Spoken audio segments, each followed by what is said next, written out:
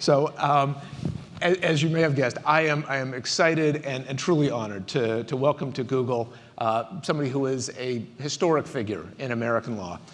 Justice Sandra Day O'Connor was nominated to the court as the first woman on the Supreme Court in 1981, served until 1986 with high distinction.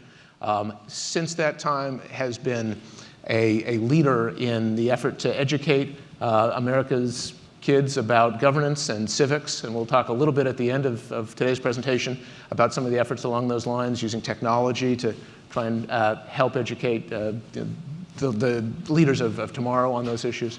She won the Presidential Medal of, or was awarded the Presidential Medal of Freedom by President Obama in 2009.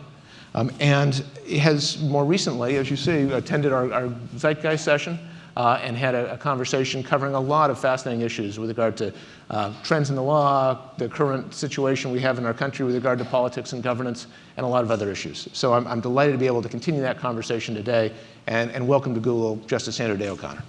Well, thank you. Thank you. Give me a little background, if you would.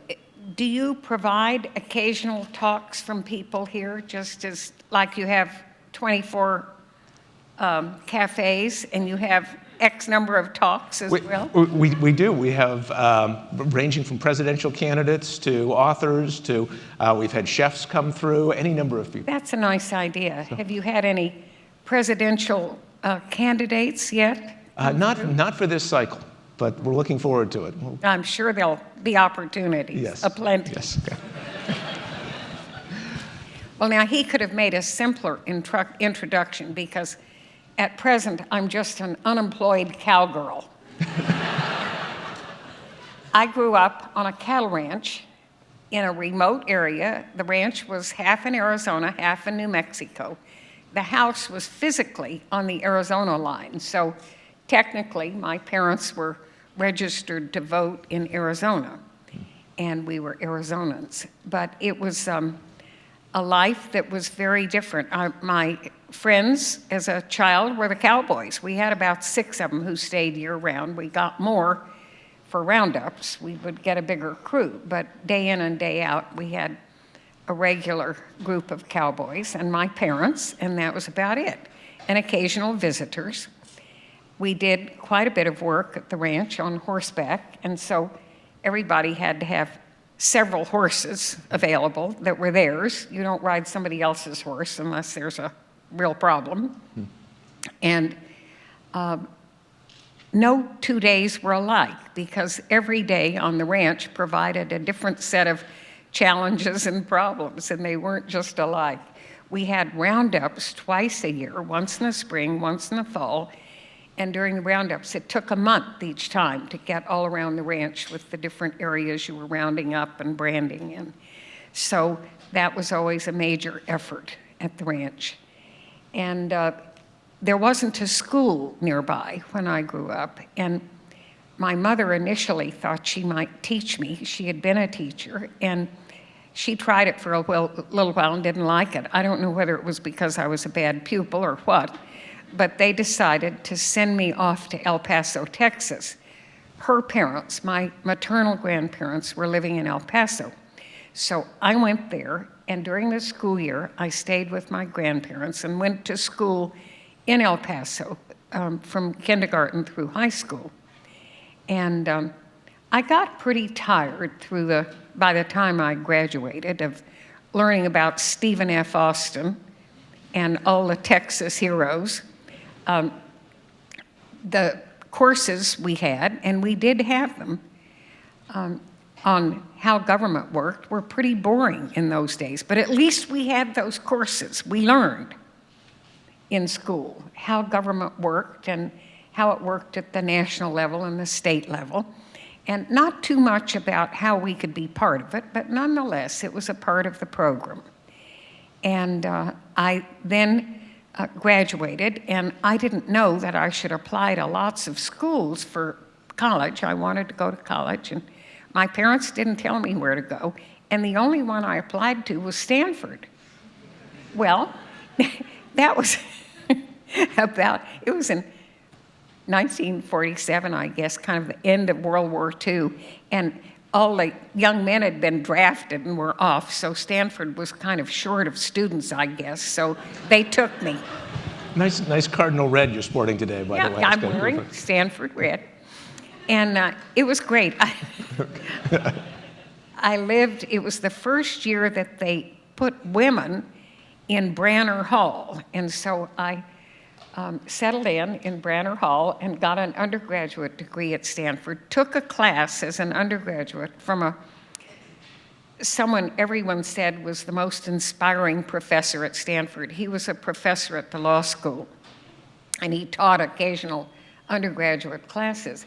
I took his class, and it was really inspiring. I loved it. I didn't know lawyers. We were cattle ranchers, as I told you.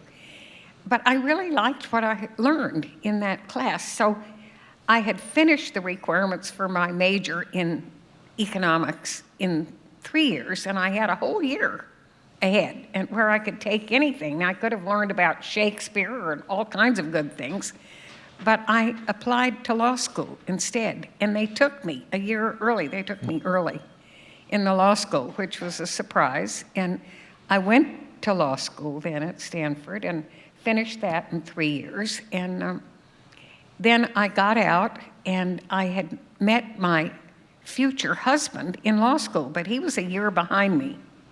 And we had decided to get married. And we were going to get married over at the Lazy Bee Ranch at Christmas time. And that was fine, but both of us kind of liked to eat. We didn't have 24 restaurants handy. And that meant one of us was going to have to work, and that was me. Now, I had passed the California bar, and I wanted to work as a lawyer. I thought, okay, I've gone to law school, now let's find out what the law practice is about. And Stanford Bulletin Board at the law school had all these notices on it saying, Stanford law graduates, call us. We're here, we're a law firm, and we'd like to hear from you. Give us a call. We'd like to talk to you. There were about 40 notices. I called every single one of them on the bulletin board, whether it was Bay Area or LA area or mid-state. Not one of them would give me an interview. They wouldn't even talk to me. Why? I was way up there in my class. I mean, good record at Stanford, law review, the whole bit. I was a woman, and they didn't talk to women about a job anyway. And so I really had a problem because we did want to get married, and we both wanted to continue eating. And so I knew a young woman at Stanford whose father was a partner in a big California law firm. And I asked her if she would talk to her father and see if he would get me an interview. And she did, and he got me an interview. And the senior partner, very distinguished man, looked at my resume. Oh, Miss Day, you have a fine resume here, Miss Day. Fine. But Miss Day, this firm has never hired a woman lawyer. I don't see the day when we will. And I looked sort of shocked, I'm sure. I didn't know that. And he said, well, our clients wouldn't stand for it. Well, there I was.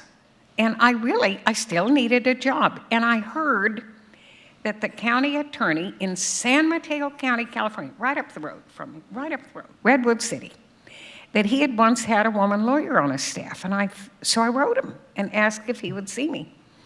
And he did. It's an elected position. It still is. It was then, and I think you still vote for county attorney in California. So you know how elected officials are. They're all glad-handers. They're all glad to meet you. You might have to vote someday. So anyway, he was very gracious, and we had a wonderful visit. And he said, yes, I had a woman lawyer here, and she did a good job. I'd have another, and you have a fine record in law school. He said, I'm sure you do a good job here.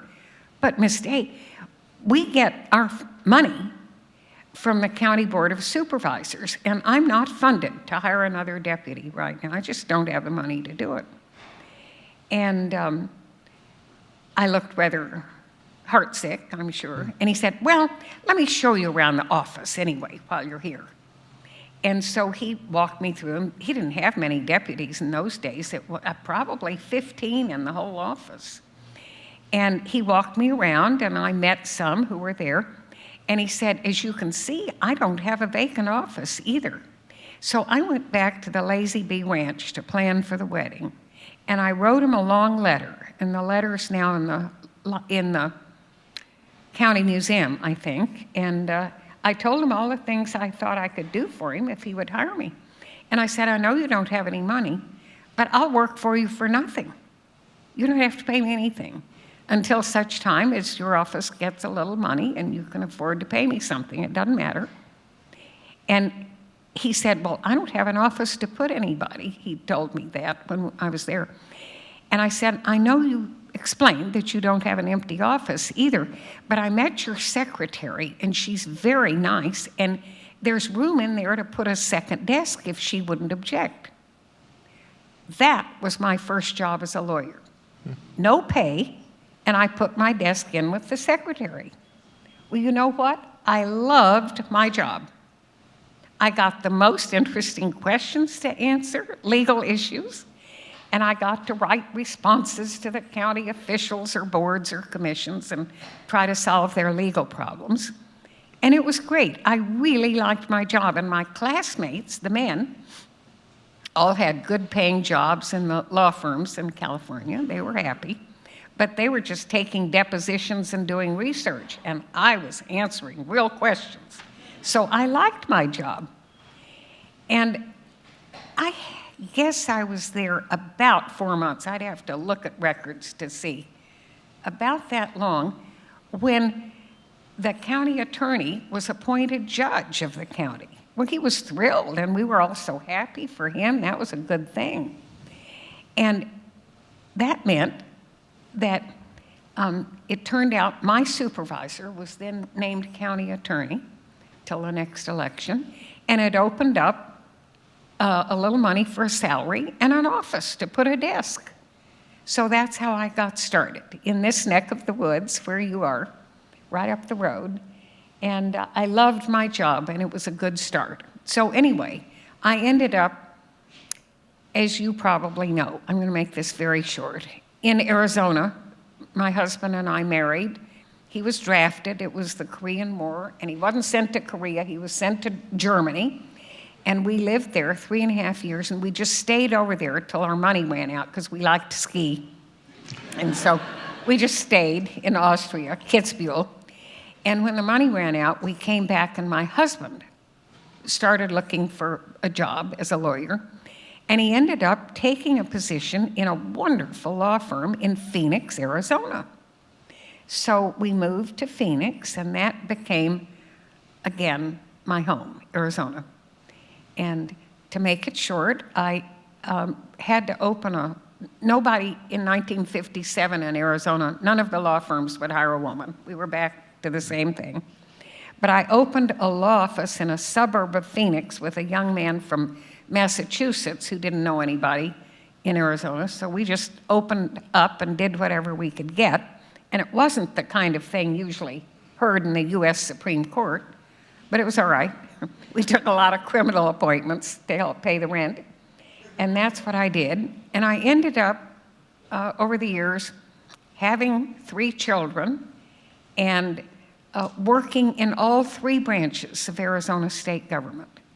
I was in the Attorney General's office for some years, which I liked, after my private practice, and I became a legislator. I was in the Arizona State Senate for a while, and my colleagues elected me majority leader of the Senate, and that was the first time in the United States that a woman held a leadership post in a legislature, turned out. And so that was an interesting position to have. And I thought I was getting too far removed from the law, and I'd better get back to it. In those days, Arizona elected its judges. And while I was in the Arizona legislature, I co-sponsored a constitutional amendment to go to merit selection of the appellate judges and the judges in the major counties. And that was controversial at the time, but I didn't think we ought to be electing judges. I still think that's a mistake. Arizona passed that constitutional change by a very narrow margin, and we've had years now in Arizona with that system in place, and it has produced very fine judges and a much better system. And I've spent a lot of time since my retirement telling people all over the country, don't have popular election of your judges. Use a merit selection system. Anyway, the proposition that I co-sponsored passed, but it hadn't been implemented yet. And I decided I'd better get back to the law, and maybe I ought to be a judge. And I had to run for it in a popular election, the thing I don't approve of. So I was able to prove to my satisfaction that it is a bad way to select judges. But I got approved, and so I served as a trial court judge in Arizona. And then I had maintained an interest in all kinds of Arizona activities, and I was thinking, actually, of running for governor of Arizona. And the man on the Democratic side who was running was a man named Bruce Babbitt. Remember him? Mm-hmm. And he was a pretty good guy. But he was going to run for governor, and he was afraid I would run against him, I think. And so he appointed me to the Arizona Court of Appeals so I'd be out of the way. Well, it worked because I had these children at home, and it was kind of hard to be away from home, which it would require if you were running for a statewide office. So I took the appellate court appointment and did not run for governor. And after a couple of years, I got a phone call from the Ronald Reagan administration asking me to come back to Washington and talk about a vacancy. They didn't say what one, but there happened to be a vacancy on the US Supreme Court. And Ronald Reagan, in campaigning, didn't think he was doing too well with women voters. And he had said in the campaign, now, if I'm elected president and if I get a chance to fill a vacancy on the US Supreme Court, I'd like to put a woman on the court. Well, he hadn't been in office after his election more than about 4 months when Justice Potter Stewart retired, stepped down, and there was a vacancy. And so President Reagan then had to figure out whether there was a so-called qualified woman to put on the Supreme Court. There were very few women judges in those days, Republican or Democrat, really very few. I don't think the president had a wide range of options. But in any event, Ronald Reagan, as you know, loved to ride horses. He liked ranch life. That was what he really liked. In fact, there's something they call a Reagan Ranch right down the coast, close to the coast. And I think what he liked about me was that I grew up on a ranch and rode horses. I think that was the deal. I don't know that it had anything to do with my legal ability. I'm not sure.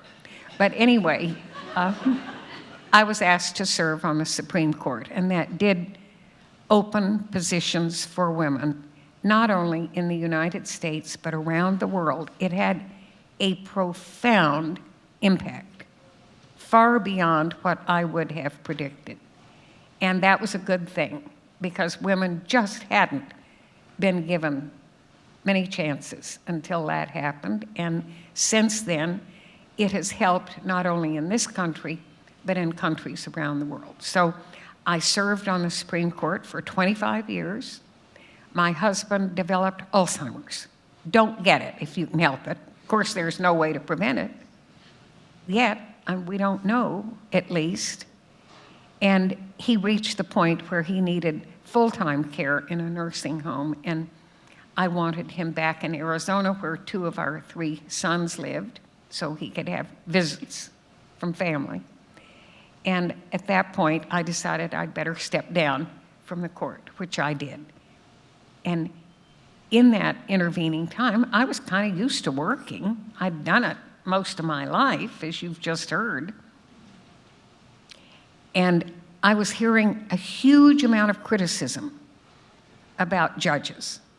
We all were on the court. People were calling them godless, secular humanists trying to impose their will on the rest of us, and many objections to judges from all over the country. And so with some of my colleagues on the Supreme Court, we organized a conference at Georgetown Law School and invited some very interesting, thoughtful leaders from all over the United States to come to that conference. And we had a really good program designed to try to explore what was being said about judges, why was it being said, why was this problem so acute.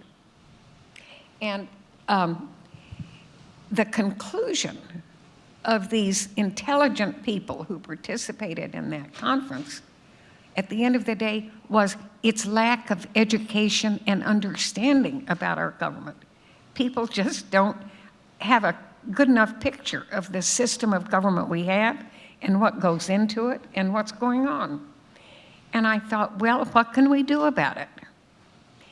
And I got some of my former colleagues on the court together and a couple of other advisors, and we decided to try to start a website to be available to deal with the judicial branch. That was what I was hearing most of. And I thought maybe we could teach people something about the judicial branch, what it consists of, what are the people, what do they do, how do they do it, and what do we think? So we got that set up, and it wasn't too long before our little organizing group and I felt, you know, it's silly to just talk about the judicial branch, because what we see among young people is lack of education about any part of our government. So we expanded it to all three, and it's now on a website, iCivics.org. And that brings us to today. So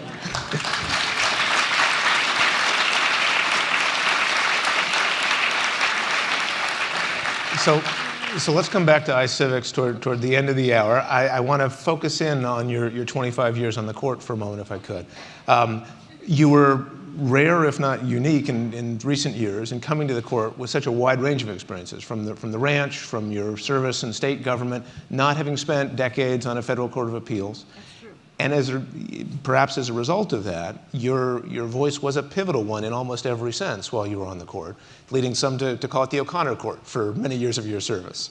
Well, that's an exaggeration. Yes. Do you think that your unique experiences, whether from the ranch as a Westerner to some degree, there were a number of people from the West Coast during your service out there, did it lead to a more pragmatic approach to judging or otherwise influence you? I don't know.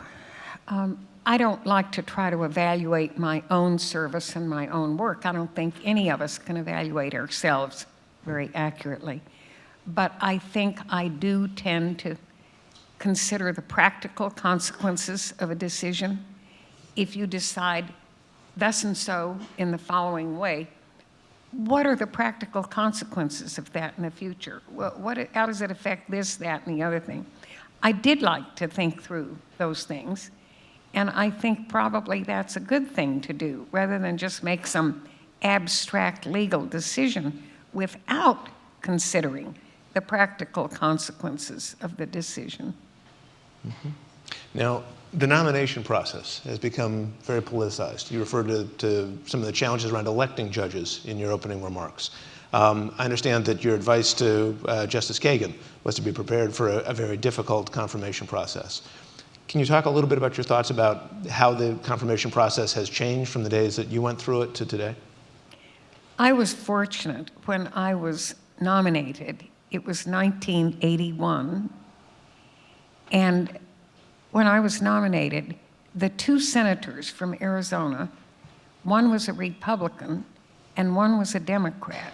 I knew them both and knew them well, and they both immediately, that very day, spoke out in public and to the press and to everybody saying, oh, Sandra O'Connor, I know her, I like her, that's a good choice, I'll support her. So, I mean, that made a huge difference from day one.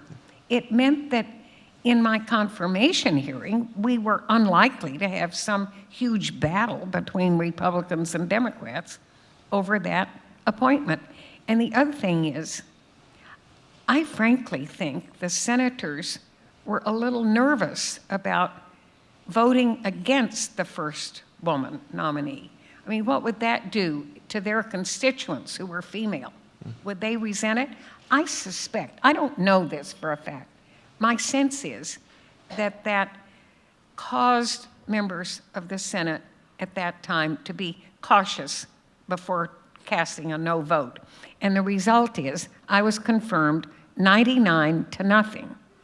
Now, the one who wasn't there was Max Baucus, the senator from Montana. And he wrote me a nice letter and sent me a copy of A River Runs Through It and said he was sorry he wasn't there and he would have voted for me had he been so. That's very nice. Now, are you comfortable sharing with us, of the many decisions you participate in, the ones you're proudest of? Or I'm not going to do that. No? Anything in hindsight you would have done differently? I don't know, and I never looked back. I mean, my policy on that court was to work as hard as I could with every case we agreed to hear, do everything I could to find out the precedents on both sides and the history of that concept of law, and find out everything I could and make the best decision I thought I could, make the decision and not look back. Now, I don't know about you and your work, but it seems to me you ought to put the work in at the front end, decide it, and go on. So that's what I did. Good. Now, and I'm still not looking back.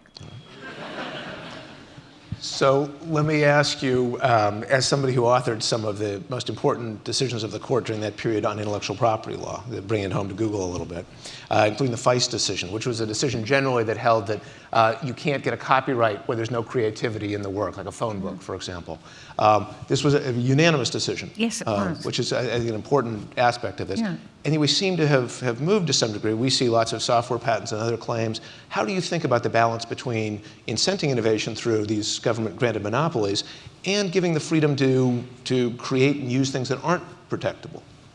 Well, I think the issues are the same as they were in Feist. I mean, you have to start with the fact that you're going to have to make a decision of federal law, and in that case, constitutional law, something that would be in place presumably for a very long time and affect all kinds of things.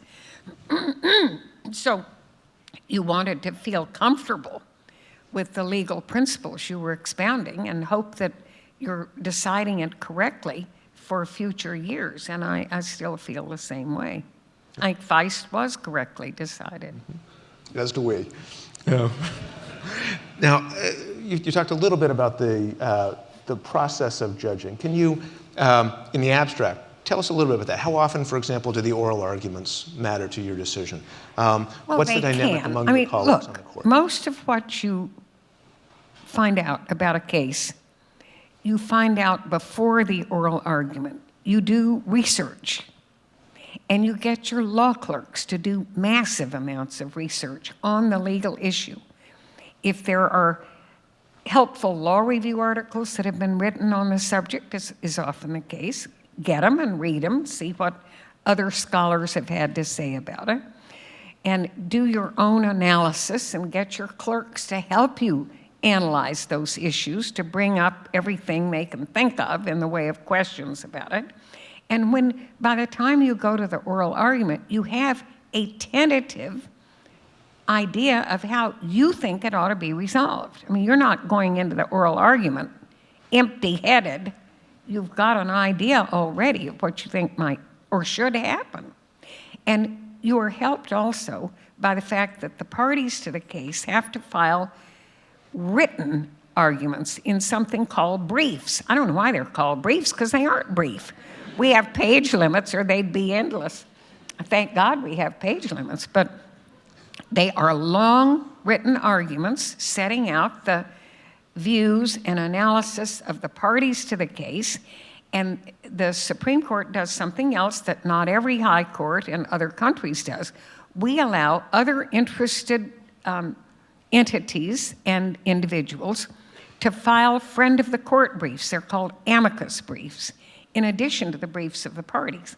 And somebody wanting to file one files a petition with the court asking permission to file an amicus brief, and if there are no objections and it's a timely request, the court allows it. In many of the tough cases, those involving some new principle of law, you're going to have a huge stack of amicus briefs like that. You have a lot of things to read before you go to the oral argument. And so when you go to the oral argument, the justices are probably 80% of the way to being able to reach a decision, and they're very well informed, and you use it to just kind of explore how far the party would go who's arguing in other related areas and situations, and how they defend against tough questions. You can ask them some. And the hour for oral argument goes by in a hurry. Now, we've got something unusual coming up with this present term of the court. You've probably read a little bit about the medical care bill that was passed a year or so ago, right? The Obama medical care legislation. And different legal questions were raised concerning different aspects of that legislation. It was very complicated legislation. And there were cases filed in several of the federal circuit courts. I mean, in the trial courts and then on up to the federal circuit appellate courts, dealing with that healthcare legislation. And several, at least 4 or 5 of them, have decided cases about it. And there are conflicting holdings out there. So the U.S. Supreme Court has taken a case. It will be argued in the next 3 months sometime. I don't know what month or when. And it presents many issues in connection with this law. And the court has already allowed 5.5 hours for oral argument in that case. That is astounding. That never happened in the 25 years I was there or any other time. I can think, well, in the early days, they had unlimited oral argument. But once they started limiting the time, once in a while, the court would allow extended argument, but never anything like that. So I'm just looking forward to that. In fact, I wouldn't mind being back there and seeing part of the 5 hours myself. But we're really going to have a session about that health care bill. Yeah. So on issues like this, I mean, starting with Roe v. Wade, there's been an awful lot of press attention and in some cases politicization of the process around the decision-making of the court. Has that press attention, either on political issues or the concept of a swing vote, changed the decision-making process? Does it influence? It shouldn't. You hope it doesn't. It shouldn't. There's no reason why it should. You are not there to decide the case based on your impression as a judge of public opinion. I mean, come on. It's decided on the basis of legal precedent and the text of particular provisions of the law that have been enacted and the provisions of the Constitution that are said to apply. That's the basis for the decision, not public opinion. So given on the one hand the concern about preserving the integrity of the judging process, and on the other your commitment to creating more transparency, more visibility, more understanding of the judiciary. Well, look. What do you think about cameras in the courtroom and the like? The court issues its opinions, the majority and the dissenting and the concurring opinions. Every word of them is available to the public immediately. Immediately. If you want to hear what the court has said in this case, you can get a copy of it. Now, the oral arguments themselves are recorded, and you can hear those tape recordings at least by the next day. That's available. There is kind of a demand, largely coming from members of Congress, saying, oh, the court ought to have cameras in the courtroom so that the public can see these arguments on the television. And there is perhaps something to be said on that side. I'm sure there is. But the court has never allowed cameras in the Supreme Court room. They're not even allowed when a new justice is sworn in. When I took my oath as the first woman in 191 years to be on the court, there was no camera. We survived it, didn't we? I did, and the nation did. It was okay. There were plenty of other pictures. So I don't have any idea whether the present court will allow cameras for that case. If it does in one case, they're going to have to do it for others, I assume. So at least until now, the court has been pretty clear that it wasn't interested in having cameras in the courtroom. Let me shift topics a little bit. At Google, you obviously were, as you alluded to, as not only the first woman on the court, but an inspiration for a generation of women coming up, not only in the law, but in a lot of different fields. It's an issue at Google we take seriously in terms of trying to encourage more women to get more involved in science and technology, as well as other fields. What advice would you have for young women coming up today about how to be successful, about how to follow in your footsteps or branch out in different directions? I have advice that I give law students if I have a chance. I tell them they have to learn how to disagree agreeably, okay? That applies to all of you too. It's fine to have disagreements on policy, on legal issues, on whatever it is, but do it agreeably. I do not think we are ever benefited by shouting and yelling. Now, I just read a biography. I think there was a guy down the road named Steve Jobs or something. And what I read about that and the technique of yelling at people, I did not like to read. I did not like to see. I really don't think that's the way to solve problems. I think you have to have reasoned discussion, not shouting matches.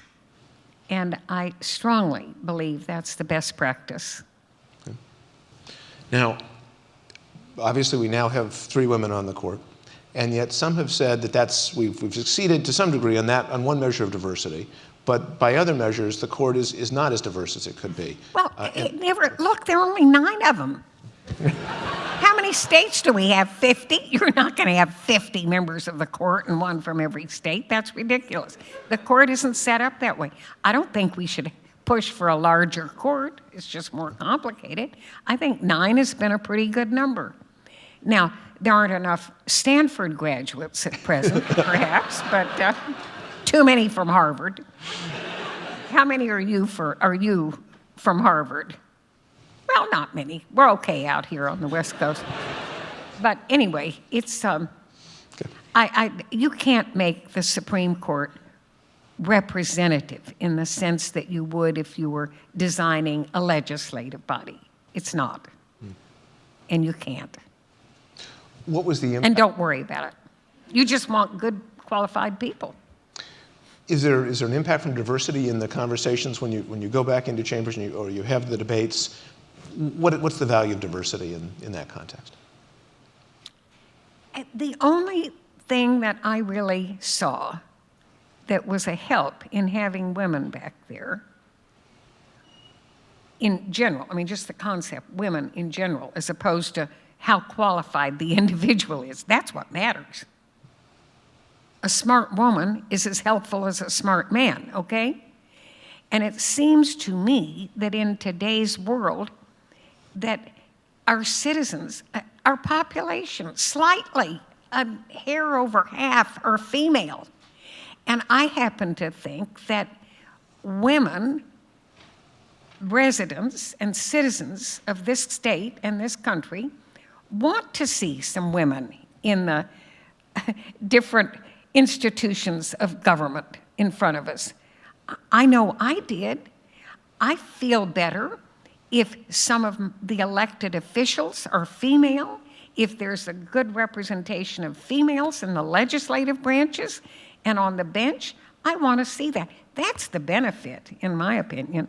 And it's just, a matter of comfort as a citizen that we're being fair in this country with people of both sexes. So let's talk a little bit about technology and start to turn back to the Okay, topic. now you're leaving me. You talk about it. Well, I understand you use a tablet. I'm not a techie. You use a tablet now. I have yes? an iPad. Yeah, Yes, I okay. do. Sorry about that. I have one. What do you use it for? Mostly putting books on. Okay. I had a Kindle, but I lost it somewhere, and so I don't know what I did with it.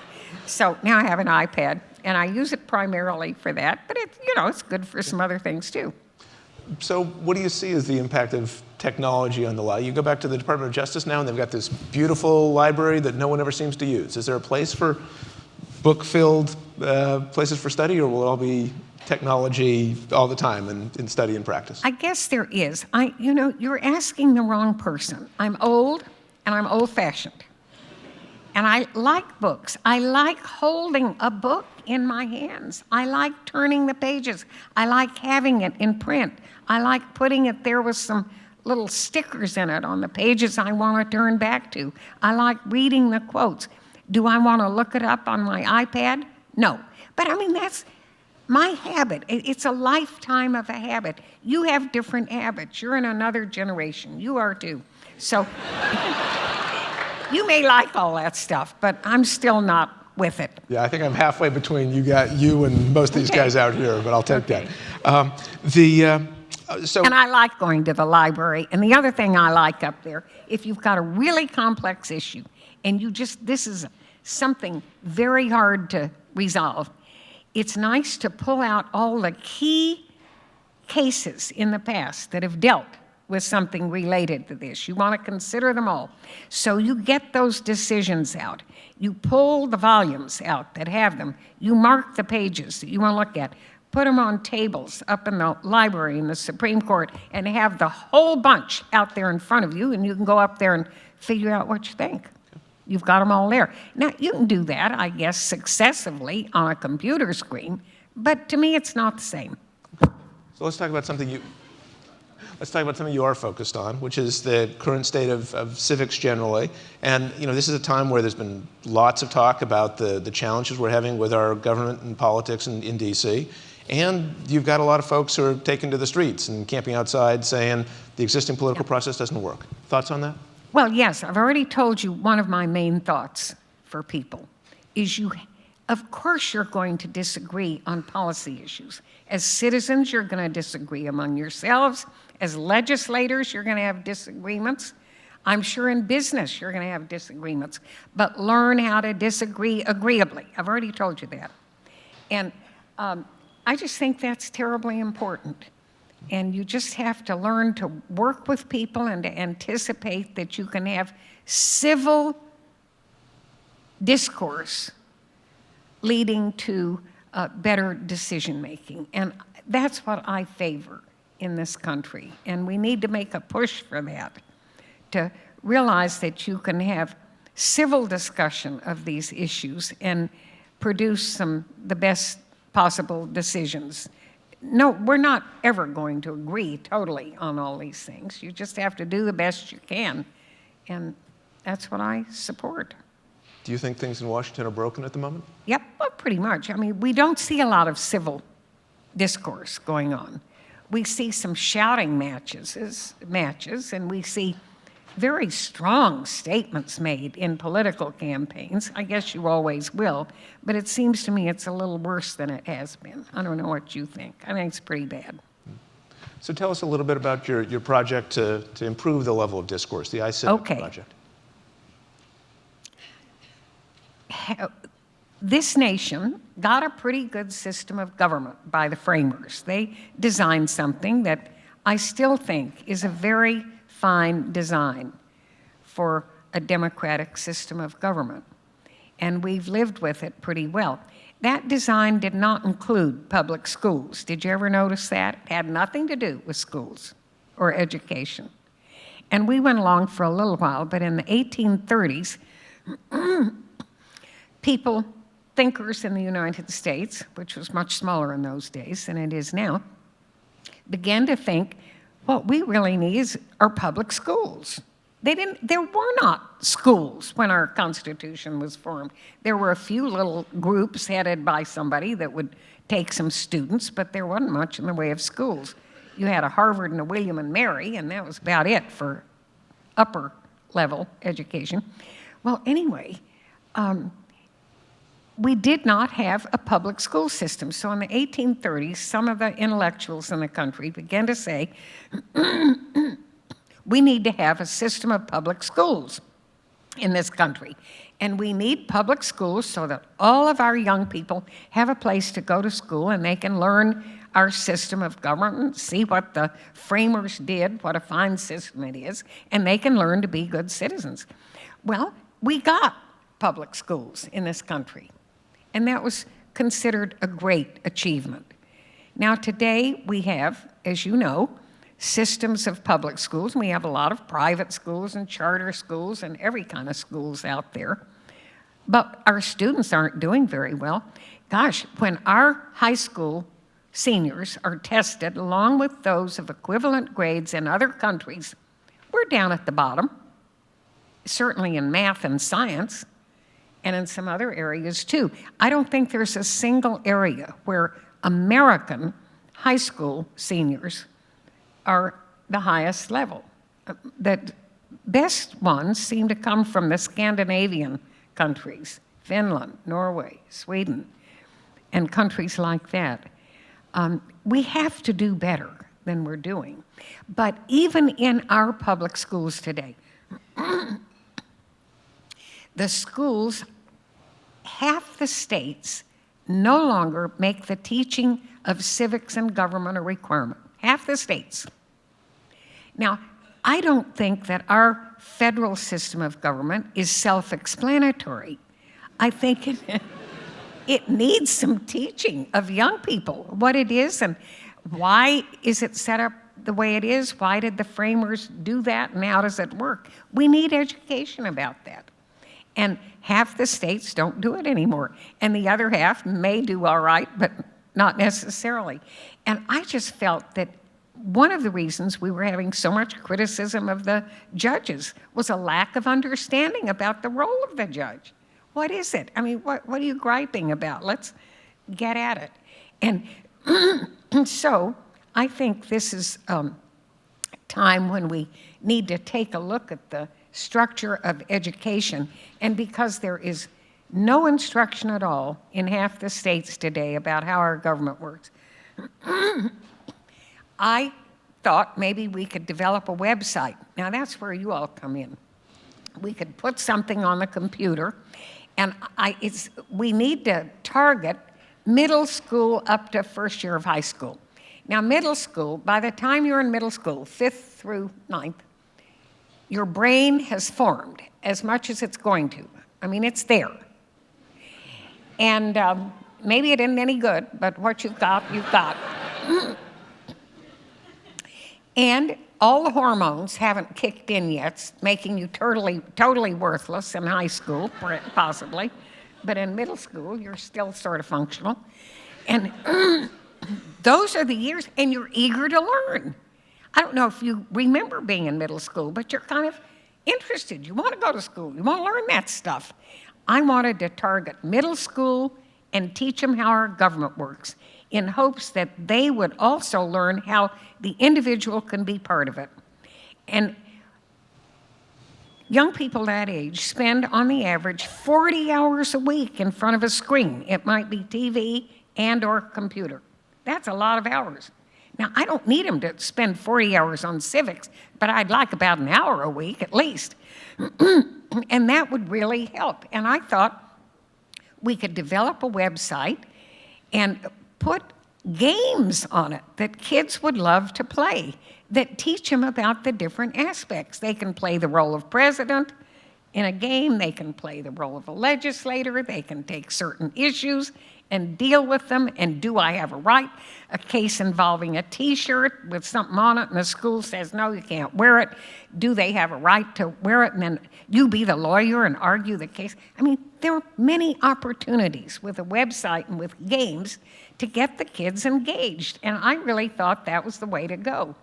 So we got started and got a MacArthur Genius Award winner who was at Arizona State University, Dr. Jim G., to make first game. And it's terrific. It's just terrific. And the kids who played it really liked it. In fact, they didn't want to quit playing. And you have to have, well, anyway, we now have 18 games on that website that deal with all aspects of how the government works and with ways that they can learn to be part of it and how it works. And so I'm excited about it because I think that's exactly the way to get their attention and make it work and make it fun. And my job now is to make schools in every one of the 50 states aware of it and start using it. So that's what I'm trying to do. And I think we're going to improve the understanding of our young people about how the government works, and we're going to find ways to get them involved with projects and ways that they can take something on and make it happen. So I think we have the executive director of iCivics, Jean Koo, around the corner. Jean, are you in the wings there? Why don't you come on out for a second, grab a mic, and maybe you can give a quick plug for iCivics and tell people a little bit about what's, do you have an extra handheld or? You can lean on the mic'd up? I'll be right here. podium. Yeah. Do you have a microphone? Yep, I'm all wired up. Okay. So I'm Jean Koo, and when people ask me what I do, my quick answer is I make video games for Justice Sandra Day O'Connor.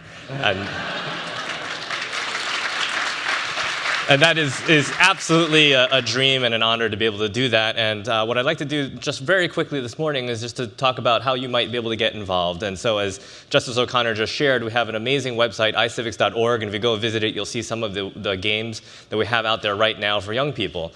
But I think when we start thinking about what our goal is, when Justice O'Connor laid out the vision of iCivics, it's not just to teach knowledge about government, although that is the prerequisite, but it's also to think about how do we get people engaged, actually engaged, young people to be involved in their communities and their local government and be involved and care. So one way you can get involved is through something we're calling the iCivics badges, and I'll talk a little bit about that, but you might come up with other ideas, and I'd love to hear about it. If you go take a look at iCivics.org and see something that you can help with, drop me a line. I'll have my email address right at the end. Just let me talk a little bit about something we just did in March of this year, which was amazing. We started this thing called Impact Points. And what happens is you get points for playing our games. And what's amazing is that you take those points and you don't win a prize for yourself. What you do is you donate those points to an organization that's run by another young person somewhere in the country. And every quarter, whoever gets the most points gets a small little grant from us. And what the young people are doing when they're playing with getting those points is they're learning a little bit about how to vote with their points, but then also seeing and being inspired by other young people. What can you do in your own community? So everything from domestic violence to the environment to having more civil debate and conversation in their own communities. These are all the kinds of projects that we've been featuring, and every quarter, whoever gets the most points has been getting a small little grant from us.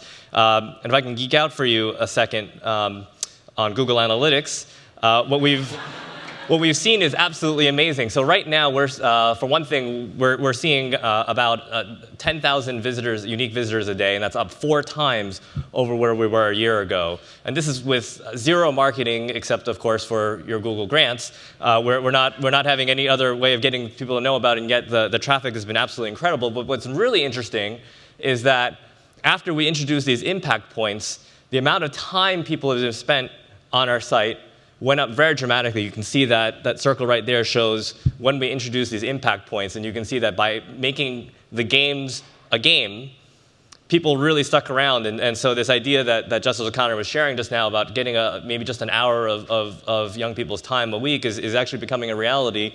The average time has jumped up to 8 minutes, and so all of you who know anything about web statistics would know that it's very rare to actually have your number of visitors go up and your average time for visitor go up at the same time. So what we're seeing is a real thirst and a real hunger out there by young people for this kind of experience. And then introducing these impact points has really made a huge difference. Now, that's just a small step towards where we really want to go, which is to think about how do we get young people involved in the real world. And so just out of curiosity, just how many people here were involved with Boy Scouts or Girl Scouts?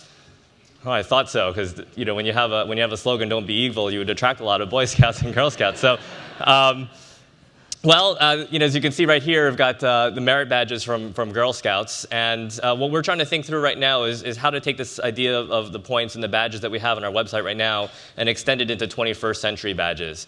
And so, what can we do to bring basically what people are doing in the real world and then put it on an Android device and then be able to be able to give out badges and some kind of reward for young people who are getting involved in their communities. So just like we saw this huge impact on our site with people playing our games when we added these impact points and badges to our gaming system, what can we do to help make it really exciting for young people to be out there doing community service, doing work in their own communities, getting involved with civic life in their schools and around them. So I know a lot of you, have the ability to do this, the 20% thing. And what I'd really invite you to do is think about, is that something that you can do? Help us think through this, because we don't really know a lot about mobile.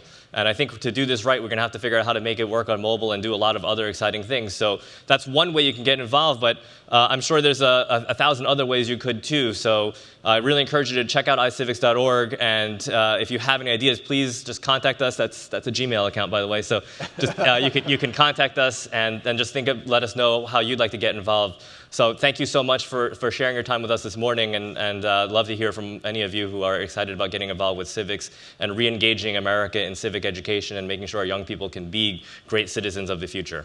Gene, thank you. Thank you. I want to echo that, because we really need your ideas for how we can make this the most engaging thing possible. What can we offer? And we don't have money to offer. By the way, we keep this free for the user. We charge nothing for the schools to use it. And so we're not in there for the money. But how can you help us engage people, young people, to really want to get involved in a little competition in how to better the community? This is a great thing. So help us think it through. We want your ideas. So let me wrap it up. We're at the top of the hour.